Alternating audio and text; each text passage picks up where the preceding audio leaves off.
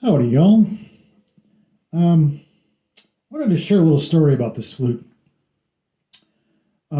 As a flute maker, I'm self-taught, and I was reaching out to some different flute makers that I could communicate with, and one of them was Mac Lopez, and I never met him personally, but I know that he and I shared many, many phone conversations in the 2 years or so that I guess I kind of can say it was his friend. In any event, while I was making the series of flutes that this flute came from, um, this flute just resonated with me from the beginning point for some reason. I don't know why, and I'm not sure if this happens with other flute makers out there, that there's a particular flute that just resonates with you, and you end up keeping it, especially if you're making flutes to sell them, which I do. And I think Mac did as well. Um, he was inspiring me and kind of guiding me along to try different things with my flute making. And this series of flutes that this flute came from was sort of a product of his guidance. And again, I'm not sure if that's one of the reasons why I wanted to keep this particular flute was because it was from that series of flutes. And I think there might have been um, five or six that I made along with this one. And at the time when I was talking with Mac, he wanted to have more flutes of mine so he could offer them to his clientele that he had. And I believe this was one of the ones I was going to send to him. And so he unfortunately recently passed away. And I guess that's one of the reasons why perhaps I just felt like I need to keep it because it's part of my memory of Mac and what he taught me, the little that he could teach me through the phone conversations that we had, at least, anyways. Um,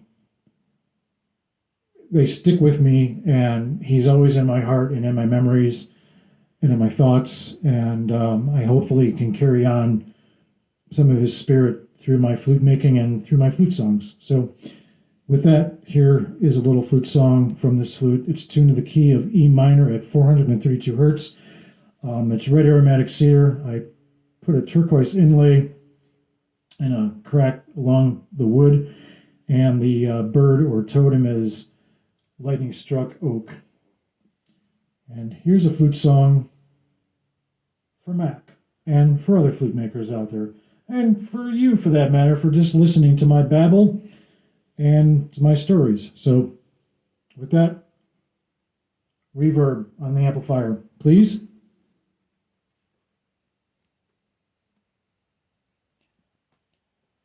Sometimes I think it'd be nice to have a sound crew or a sound engineer or someone else to help me out with all this stuff, but I don't have that. It's just me. Oh, feedback. I could be like Hendrix. Oh, not going to happen now, is it? Anyway, yeah, I don't have a sound crew or engineer to help me adjust levels and such things. So I gotta do it. Anyway, back to the flute song that I was trying to get to before feedback and all that stuff happened.